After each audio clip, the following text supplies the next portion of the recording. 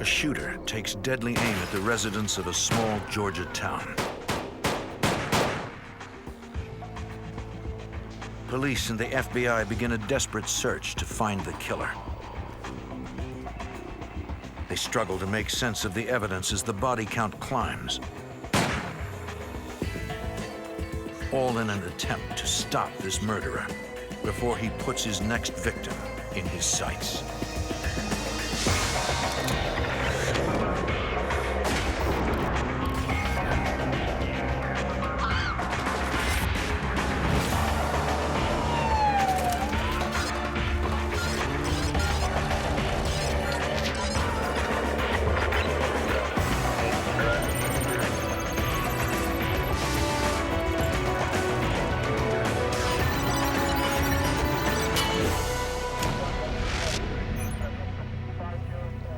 In Georgia, a series of bizarre shootings terrorized the small town. 2 people were killed, 2 others were critically wounded. At first, the shootings seemed targeted. Then they seemed random. I'm Jim Kallstrom, former head of the FBI's New York office. As the body count climbed, the killer taunted law enforcement with mysterious notes. Agents believed the shooter would continue to kill until he was dead or behind bars.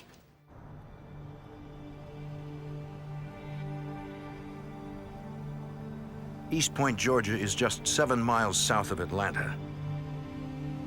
It's a quiet city with a population of 40,000. East Point averages 6 to 8 homicides a year.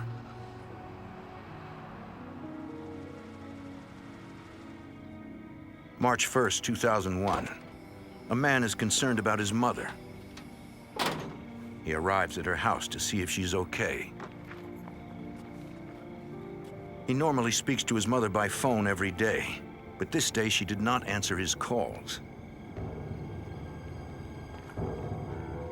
Then he sees signs of foul play that lead to his mother's car. Mom. He makes a horrific discovery.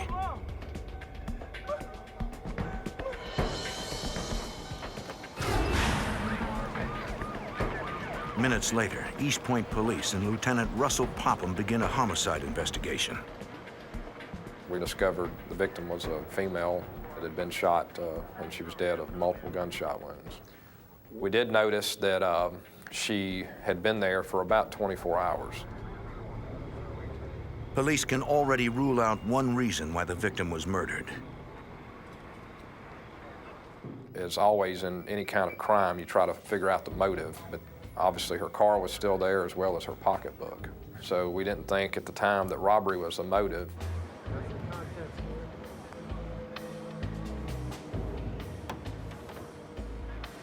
Detectives identify the victim as Pamela Clark. They also find a badge. The victim was a probation officer with the state of Georgia. She worked for the Department of Corrections and she supervised probationers. Since they have limited investigative resources, East Point Police request the FBI and the Georgia Bureau of Investigation to assist at the crime scene. FBI Special Agent Pete McFarland is on a task force that assists local police departments with forensic analysis. A lot of the local police departments did not have the equipment such as Luma lights. We actually process vehicles for latent fingerprints. We process items that we pick up for latent fingerprints. Agent McFarland finds signs Pamela Clark was shot at almost point-blank range. You could see where the person had shot right through the window, and glass had actually impaled the victim's face. So it was very close. I guess you could say it was an execution. The killer was both brutal and careful. East Point Police Detective Bobby Gray finds no bullet shell casings at the scene, despite multiple shots being fired. No shell casings could mean that there was a revolver. Until we know differently, we're going to assume either the person picked them up or he was using the revolver. Police believe the killer premeditated the murder because of the lack of evidence. There was no fingerprints left at the scene. It was a very sterile scene. Detectives want to know who would want Pamela Clark dead. For answers, they turn to the victim's son. He spoke to his mother every day. But she seemed happy and never mentioned trouble with anyone, including her probationers. To investigators, it seems that the fatal shooting was a random attack. That night, detectives go door to door throughout the neighborhood. They're searching for anyone who saw anything suspicious in the last 24 hours. Lieutenant Popham, East Point Police, were talking to residents if they had heard or seen any suspicious They find only one witness.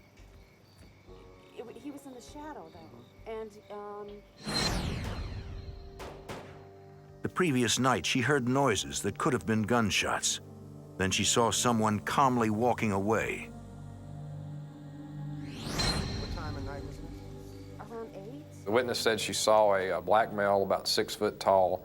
She's looking at a distance from about 40 yards, so she can only tell that he had a low haircut, and he was about 6 foot tall, of average build. There was not much light. That's all she could come up with. We got to tell me anything, or if something pops into your mind, just give us a call. Unfortunately, the witness is unsure she'd recognize the man if she saw him again. There are 3 bullet wounds.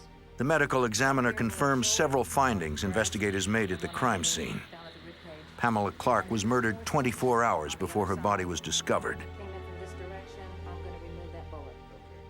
The medical examiner identifies 4 bullet wounds, 3 to the left side of the torso and 1 near the right armpit area.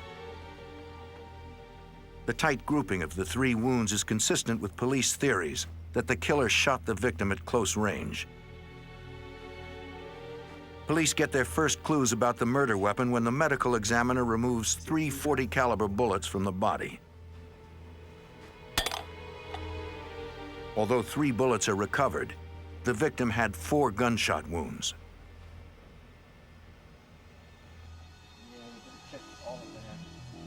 Investigators recover the 4th bullet from the passenger seat of the victim's car. It's also .40 caliber. Agents find the vehicle unusually cluttered with junk mail, bills, and other letters. The victim's son said his mother usually sorted her mail in the car after she picked it up from her mailbox. Agents also note a few other items. I thought she may have had some children in the car because there were some wrappers also in the vehicle. Based on the evidence recovered from the car, the autopsy, and witness interviews, detectives put together a murder scenario that paints a picture of a ruthless, calculating assailant. Investigators suspect the killer was lying in wait as Pamela Clark arrived home on the evening of February 28, 2001, at about 7:30 p.m. It seems he was familiar with his victim's routine as she arrived home from work. There he'd have a captive target as she sorted her mail. Detectives believe the killer either picked up all the .40 caliber shell casings or had some other way of containing them as he fired. Then he left Pamela Clark to die. Police have a theory on how the victim was murdered, but they have no suspects and a killer on the loose. We have an extreme whodunit. We have bullets, we have a car, and we have a body, and that's about all we have. With so little to go on, it will be difficult to find justice for the murdered probation officer. East Point, Georgia police and the FBI have a killer on the loose, a killer who murdered probation officer Pamela Clark. They have no leads and no suspects. They only know the killer approached her while she sat in her car, then shot her 4 times at close range with a .40 caliber handgun. Everything's going good here. What have you been up to? Not much. Talk to you then. Bye. Investigators like East Point Police Lieutenant Russell Popham try to understand why someone would want Pamela Clark dead. There's an old saying that if you can establish the motive, you can solve the crime. We immediately went to work on her immediate family, her contacts, as well as her job as a state probation officer. The victim's son said she never mentioned having any enemies. Detectives focus on the victim's job as a probation officer, where she worked with dangerous criminals on a daily basis. The probation officer has the power to send a violent criminal back to jail. Okay, here's our office. All right. Just look around, and if you need me. Police search the victim's office to examine her case files. She had a typical caseload of anywhere from 70 to 100 probationers.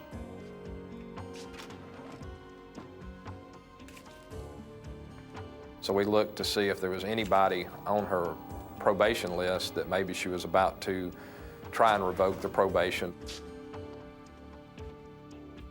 This took about 15 days to go through the list. Detectives question each of Pamela Clark's probationers to find out where they were on the night she was killed. Yeah. DeVero, I'd like to talk to you. About, You familiar with Miss Clark? She's your probation officer. yes. Do you know what happened to her? No.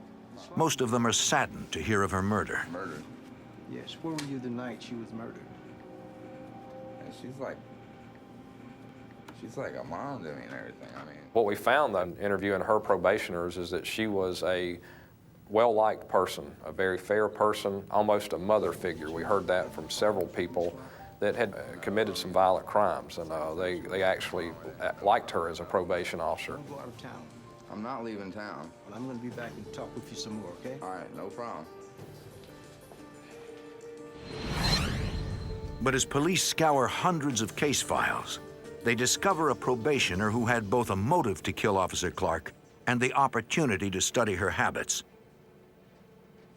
We were able to find one person that she was potentially going to revoke her or ask for his probation to be revoked because he had failed a drug test. And this person actually lived in her neighborhood. The probationer's name is Thomas Moulton. You take a look at some mugshots and see if you can recognize. Detectives put a mugshot of Moulton into a photo lineup. They show it to the witness who saw a man walking away from the crime scene on the night of the murder. The witness identifies Thomas Moulton as the man she saw. With the positive ID, it seems investigators may have an open and shut case. March 15th, 2001. 2 weeks after Pamela Clark was gunned down. Police have an arrest and search warrant for Moulton. See your hands. What's wrong? What did I do? What's wrong? Tell me what's going on, man. You're under arrest for parole violation.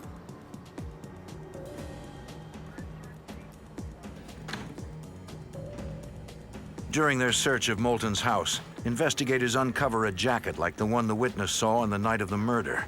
This looks like the jacket. Yeah, it sure does, doesn't it? I wonder if that's it. Police also make a disturbing find.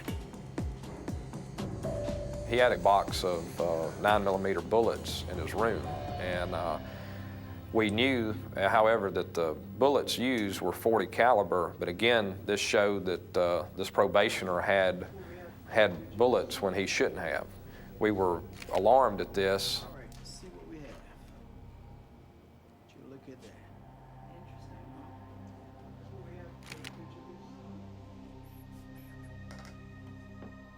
We still had a lot of work to do to prove or disprove that this person did it.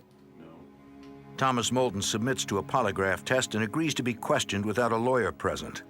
Did you kill Pamela Clark? No. Under questioning, Moulton denies any involvement in Pamela Clark's murder. No. He claims to have respected her, even though her probation report would send him back to prison. Did you have anything to do with Officer Clark's murder? No. I wouldn't hurt her. I liked her. She was good to me. He explains that the bullets found in his apartment were for a Smith & Wesson 9mm pistol. The weapon was stolen 6 months earlier. Did you ever use the path in Officer Clark's backyard? Yes, but everybody used that path. When investigators press Moulton for an alibi, he claims he can't remember where he was on the night of Pamela Clark's murder. The night of February 28, 2001? No. Have you been truthful in all your responses during this interview? Yes. Throughout the interview, the polygraph analyst detects no evidence of deception by Moulton. This is over, relax. Did I pass? Can you tell you? Police later examine Moulton's telephone records. They discover Moulton was on the phone talking to his girlfriend during the time Pamela Clark was murdered. Same problems. Everything was clean. Okay. Detectives clear Moulton as a suspect. They've hit a dead end in their investigation. The killer is still on the loose and free to strike again. April 8, 2001, over a month after Pamela Clark was murdered. It's an unusually warm spring evening in East Point. It was a night in the low 70s at the time, so a lot of people were enjoying the first few days of spring with their doors open, their windows open. A few miles from Pamela Clark's home, a retiree named Chuck Boiler hears someone approach. Who's out there? Who's out there? Who's out there? Hey! The bullet shatters the man's arm and rips into his chest. He tries to fight back, but he's rapidly losing blood. The gunman lingers.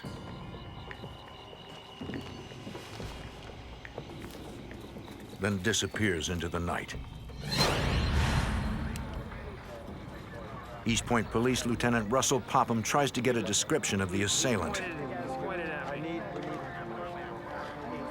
But it's no use.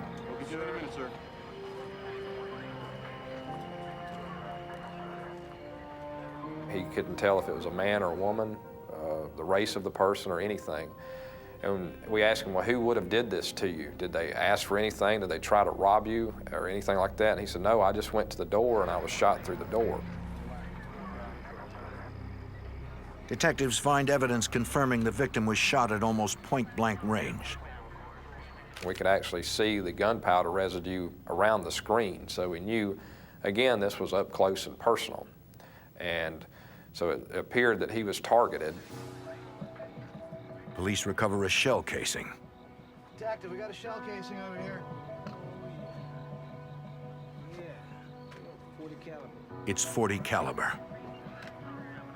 Then detectives find an unusual clue deliberately left behind by the shooter. It's an ominous note that reads, "I was locked up for 6 weeks. Someone must pay." The reverse side of the note is signed in yellow highlighter. The gunman calls himself Jack. As East Point police try to make sense of the note, they have no idea that more violence is being unleashed just a few miles away.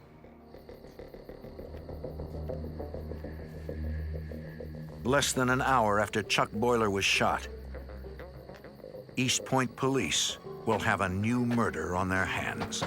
Hey! Hey! You mind here? In the spring of 2001, police in East Point, Georgia are investigating the murder of probation officer Pamela Clark. They have no suspects. Over a month later, a gunman shoots Chuck Boiler point blank, shattering his arm. Police find a note left by the shooter in which he calls himself Jack. Less than an hour after Chuck Boiler was shot, a man approaches another house in East Point. Help! Hey! Hey! Please, open this door! Give me some help!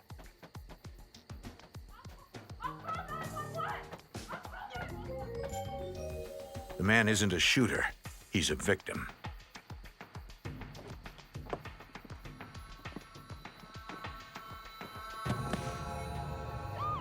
East Point Emergency Services race to their second shooting of the night. Police learn the victim's name is Andrew Wilson, a janitor at a local hospital. In a few hours, Wilson will die from gunshot wounds to his back. Police need to know what happened.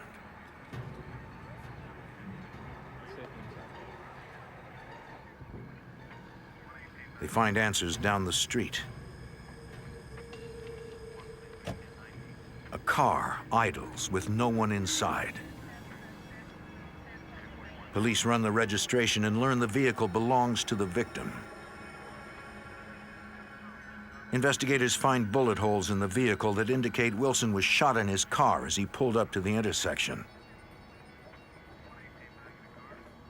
The fatal bullet likely passed through the driver's side rear window, through the back of the driver's side seat, and into the victim's back. After Wilson was shot, detectives believe he got out of his car and desperately searched the neighborhood for help. Hello? I need some help, please!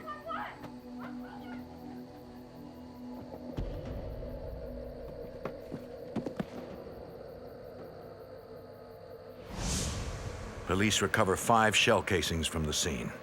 They're all .40 caliber. Just like the casing recovered an hour earlier in front of Chuck Boyler's house. But the fact that .40 caliber weapons were used in both crimes does not necessarily link the two shootings. The primary murder weapon that's used around here is a 9mm, and as the .40 caliber's gotten more popular, we see a lot of .40 caliber crime scenes. Then police find undeniable evidence the two shootings are related. The city of East Point has a serial shooter on the loose. He calls himself Jack. I just need to ask you some questions, okay? East Point police canvass the neighborhood for witnesses. Okay, yeah, They find a woman who saw a black male loitering in the area before the shooting. She saw that this man standing there, and he was pacing back and forth. And she watched him for 10 or 15 minutes, and she said, "This is not right." The witness phoned police to report the man. yes, I was wondering if you could send out a patrol car to 5th and Brown. Yes, well, there's a man out here. I've never seen in my neighborhood. It's pretty scary, and... Okay, thank you. When she went back to the window, she saw a car approach the intersection.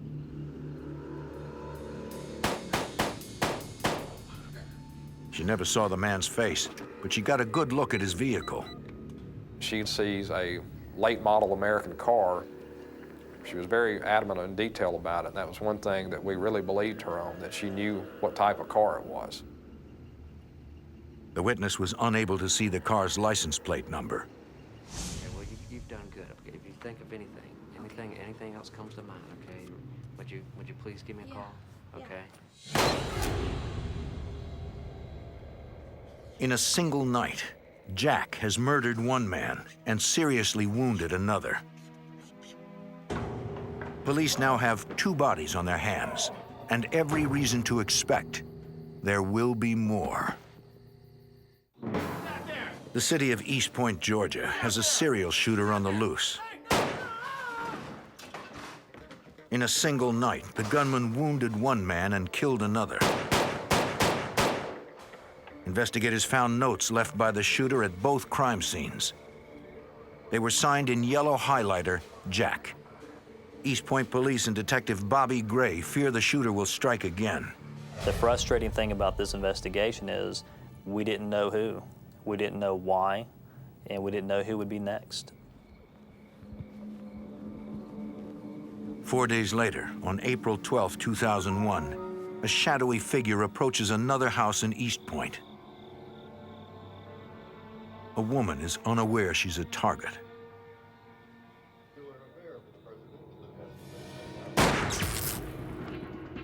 She doesn't hear the shot. The TV is her only clue something is wrong. Then she spots a bullet hole and calls 911. Okay, we'll get somebody out there. Thank you. East Point police respond to the latest shooting.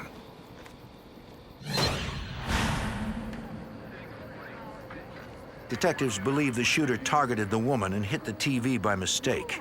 She's lucky to be alive. Did you hear anything prior to the shot? I didn't. I was sitting there watching TV, and I remember flipping through the magazine, and that's all I can remember. I'm sure. If it wasn't for the TV being in front of the window, the person watching the TV would have been dead. The bullet went through the window, went through the screen, went through the back of the TV, and fortunately, it lodged inside the TV. Investigators uncover a chilling note that supports their theory and threatens many more victims. It reads, "Better count your body bags." We knew that this person wasn't going to stop. We're going to have more victims. It's not a matter of if, it's a matter of when and how many. Police have no doubt as to who did the shooting. The killer, who calls himself Jack. Hours later, crime scene technicians recover a bullet from the woman's TV set. It's .40 caliber, consistent with Jack's MO. East Point detectives need to stop Jack before he makes good on his threat to fill body bags with more victims. They appeal to other police agencies and the FBI for help. FBI Special Agent Pete McFarlane examines the evidence.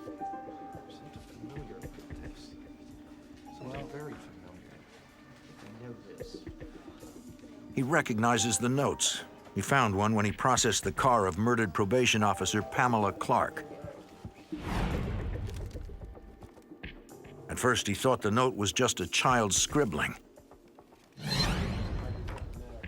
But now it ties Pamela Clark's murder to the shooting spree. This is it. I knew I'd seen it. Gentlemen. Eureka. If that's the word you want to use, eureka. There's a connect here. When you started connecting all of them together, it's very similar, handwriting or block writing, all done with a highlighter. It was almost like this person was trying to say that, well, I'm a serial killer. I'm out there shooting people just for no reason at all. The similarities between the notes point to a killer that is methodical, calculated, and consistent. Jack wrote each note on a half a sheet of standard white paper. Jack tore each note by hand, resulting in ragged edges. And Jack signed each note with either an orange or a yellow highlighter. Detectives believe one note contains a possible motive. I was locked up for 6 weeks for nothing. Someone must pay. So investigators scour records for anyone recently jailed for that period of time named Jack. They find no viable suspects. Jack and his true motive remain a mystery. We, as investigators, had 4 crime scenes, but we had nothing. We had no suspects, we had nobody. So you have 1, 2. Police examine the victims' backgrounds, searching for any link between them that could show a pattern in the shootings. Right here. Well, we have active 95 north, so here's what happens. We even went as far as to, did individuals, did they have their oil changed at the same place? You know, their car, their automotive work, was it done at the same place? Things like that. I mean, we looked into every possible avenue to connect them, to disprove that it was random. The only link police find is that all the victims live within the borders of the same city. Everything was centered in East Point, as opposed to the shooter going to College Park, which is right next door to East Point, or even back to Atlanta, or to Hapeville, or some other jurisdiction in close proximity to East Point. Everything was centered right in East Point. Detectives know that when the killer strikes again, it will be in East Point. Anyone within city limits could be a target. Police take unprecedented measures to warn the public. They use a computer system to dial every phone number in East Point. Hello? Anyone who picks up the phone hears a message warning about a killer on the loose.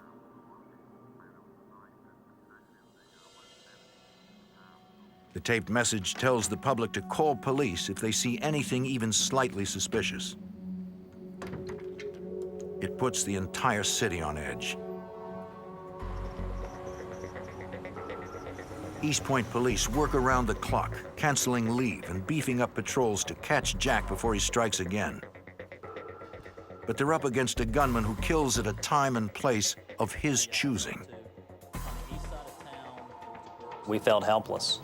We're here to protect the citizens of East Point, and we're here to help. And unfortunately, you don't know when the next shooting is going to happen. You don't know who's going to be the victim. You don't know why they're going to be a victim. Investigators fear they're playing a grim waiting game with Jack.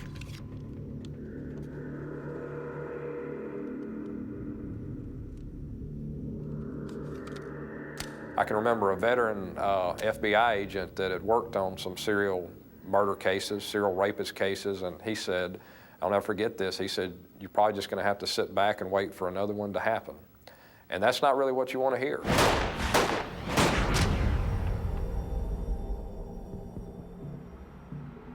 "12 days later, on April 24th, 2001, the wait is over. At 1:30 a.m., Rosa Lewis pulls up to her East Point apartment.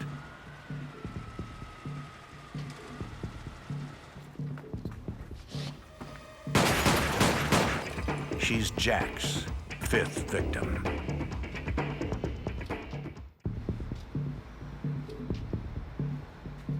East Point, Georgia, April 24th, 2001 at 1:30 a.m. Rosa Lewis has been shot in her car as she pulled up to her apartment. She's the latest victim in a series of random shootings that have left 2 people dead.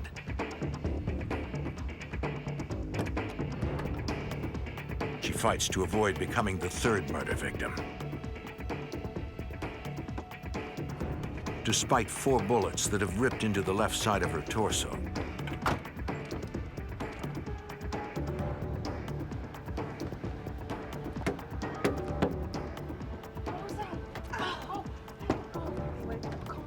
A roommate calls 911 as Rosa Lewis loses consciousness.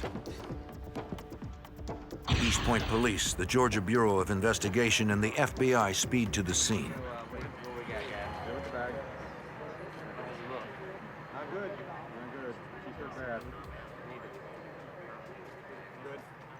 East Point Police Lieutenant Russell Popham can't get any answers from the victim. Not now, maybe never.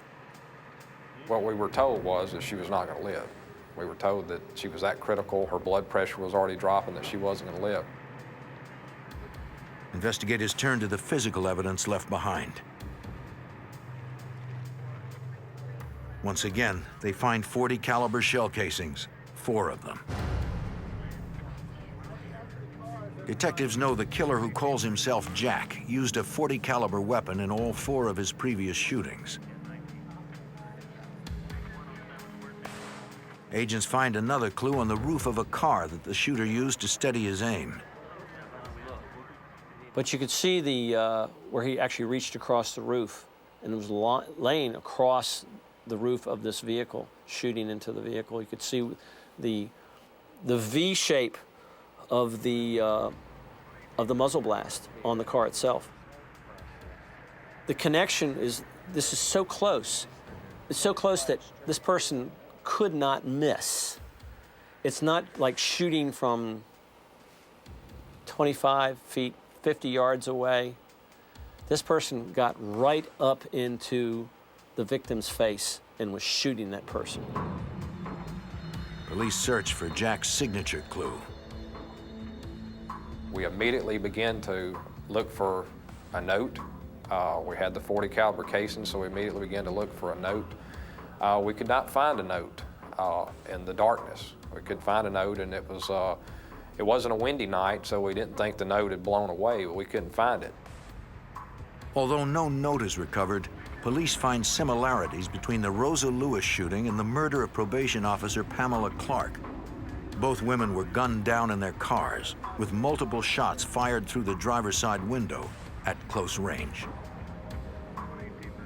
Then detectives uncover a shocking clue that changes the entire investigation. Rosa Lewis was a probation officer just like Pamela Clark. They knew each other. They worked in the same office together. This is too coincidental. Detectives no longer believe the shootings are random.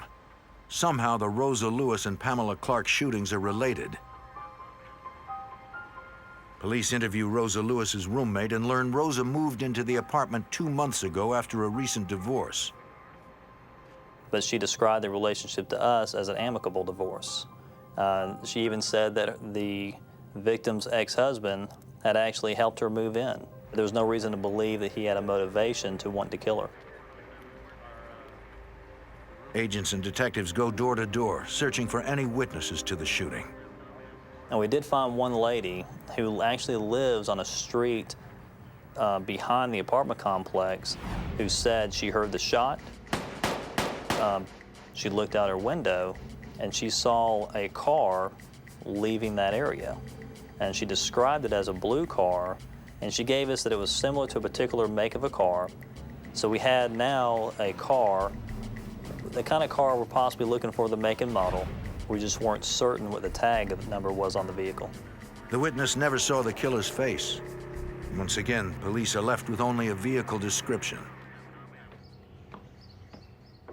Later that morning, police notify Rosa Lewis's family about the shooting, including her ex-husband, William Lewis.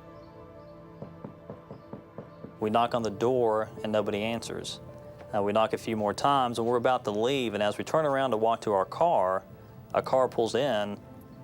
The first thing that we notice is that this car that pulled in was very similar, if not the same kind of car that was described leaving the shooting.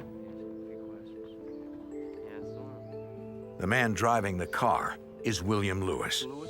Detectives break the tragic news to him.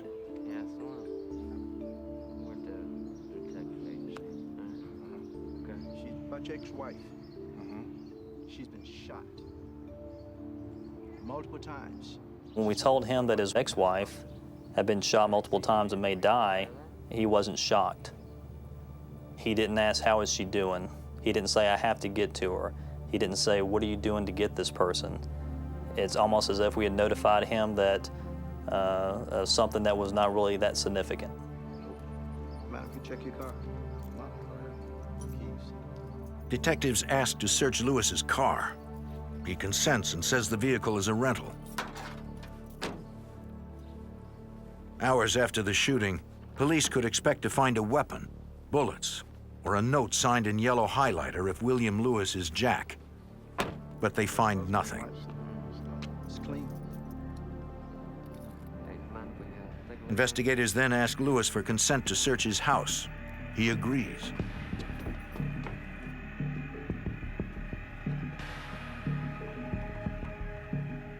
The living room is clean, but it's only one of many rooms. Mr. Lewis, is that your bedroom back there? Yeah. Mind if I take a look? In the bedroom, police find items that would be common in any home office. But in this case, they have a chilling significance. As I was standing in the bedroom, I looked over at his dresser, and on his dresser were several highlight markers.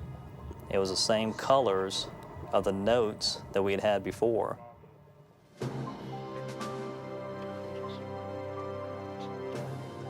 Mr. Lewis, would you mind coming with us back downtown for a little while? Would you? I mean, just need to go in and ask a few more questions. Is that okay? Downtown? Yeah. The discovery prompts detectives to ask Lewis to come downtown for questioning. He agrees.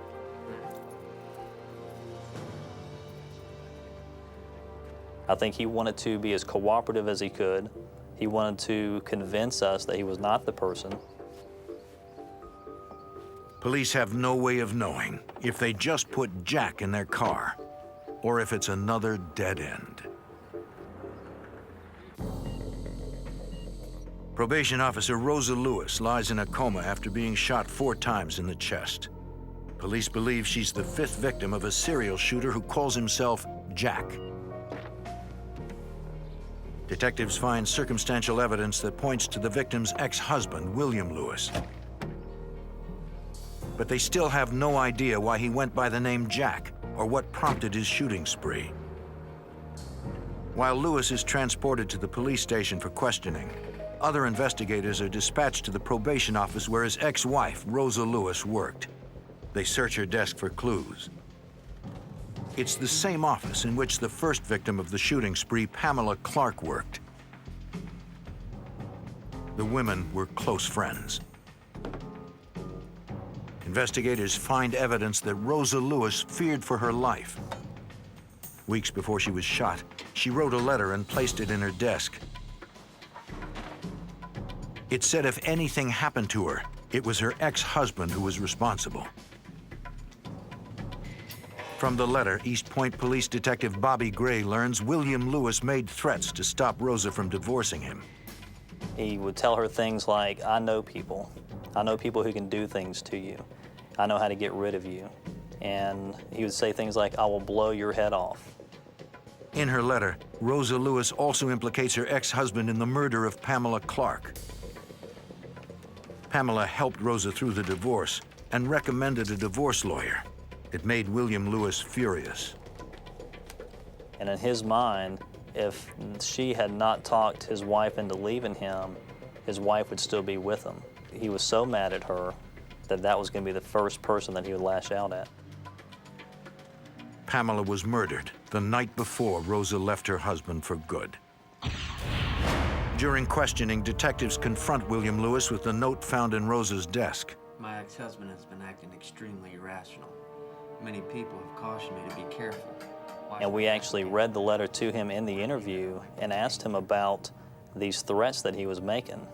And he told us that those are just empty. So those are empty threats. Those are empty threats. There's nothing to that. They're empty. That's all empty threats. That's it. Threats. Yeah. Empty threat. Empty enough for her to write a letter to an attorney. It's just words. That's all it was, man. You ever grabbed your wife? No. You ever hit her? No. You ever beat on her? No. They ask William Lewis more about his relationship with his wife. They learn the couple's wedding anniversary is April 8th, the same day Chuck Boiler was shot and Andrew Wilson was murdered. What we've theorized is he had probably sitting at home all day on Sunday. It was his wedding anniversary. He wanted his wife, and we think he became angry and just went out and shot 2 random victims. Can you explain these to us? Detectives review Lewis's credit card records and learn he rented a car on April 8th. No big deal. On the same day that the murder took place, the same car that was seen at the murder scene. Tell me about that. That's a coincidence. The car matches the description of the vehicle a witness saw leaving the Andrew Wilson murder scene. According to him, he liked to rent a lot of cars. We link him to 2 cars that he rented, and the 2 cars that he rented were both seen leaving shootings. And that was very important. She didn't see me. During the grueling 3-hour interrogation, Lewis remains deceptive and evasive in his answers. He makes up stories about probationers who wanted to kill his ex-wife. Investigators see through the smokescreen. Mr. Lewis, you have the right to remain silent and not make any statement at all. It was about 5 o'clock that day that we placed him under arrest for shooting his wife. The right to terminate the interview. Do you understand that you're right? I love my wife, okay? But Rosa Lewis was only one of 5 people targeted by the shooter known as Jack. If William Lewis is Jack, police still have to prove it. We had to connect him back to these other incidents. We had a lot of circumstantial evidence, but we didn't feel at that time we had nowhere near enough to convict him. The good news is we have one survivor. She's recovering. FBI Special Agent Pete McFarland believes one way to link Lewis to the other shootings is through shell casings and bullets. No shell casing here. That was the first. Victim 2, 1 we found. The lab said all the bullets from the previous crime scenes came from the same weapon. The bullets that shot Miss Lewis came from the same weapon. That was just a casing. That was. Would it match? It does match. So obviously. East Point Police Lieutenant Russell Popham knows locating the murder weapon will prove their case. We're lucky we have one survivor to help us. To this day, we have never found the firearm. We executed 8 search warrants looking for this firearm, and we have never found the firearm. It keeps coming up. There's got to be something. The highlighters. Police seized the highlighters found in William Lewis's bedroom. He wrote these. He left these on every crime scene. He's trying to tell us something. That leads us to the markers he used. What about the highlighters? Yeah, well, they're just your everyday, ordinary highlighter. I found them in Lewis's bedroom. It's just common, so we might not have anything to work with. Right. But they are a popular brand. Even if the ink matches the notes the shooter left behind, a jury could still have reasonable doubts. Wait a second. Wait 1 second here. Now look at this book. The notes themselves might, however, contain forensic evidence. Every note, it's all the same, all the tears. Crime scene technicians dust the notes for fingerprints and find only unreadable smudges. They find some of the smudges along the torn edges were not made by fingers, but by human lips. We believe what happened was that this person had licked the piece of paper and tore it off, moistened the paper, basically, and left his lip prints. With the paper moistened, it would be easier for the shooter to tear it along the fold. The shooter avoided leaving his fingerprints on the notes, but technicians find traces of saliva that contains DNA. Investigators compared DNA taken from the notes with a sample taken from William Lewis. The DNA matches. William Lewis is Jack. Even though we didn't have a murder weapon from him, we had his DNA. His saliva is on these notes, and they're at 3 of the scenes. Serious. Yes, especially look at this. Perfect match. Excellent. William Charles Lewis is indicted on 26 counts in connection with the East Point shooting spree. The district attorney plans to seek the death penalty.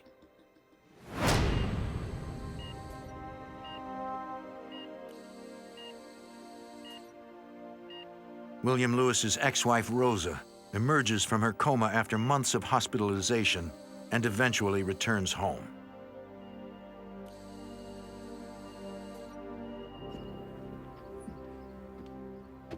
In September 2001, 5 months after Rosa Lewis was nearly murdered, police respond to her home once again.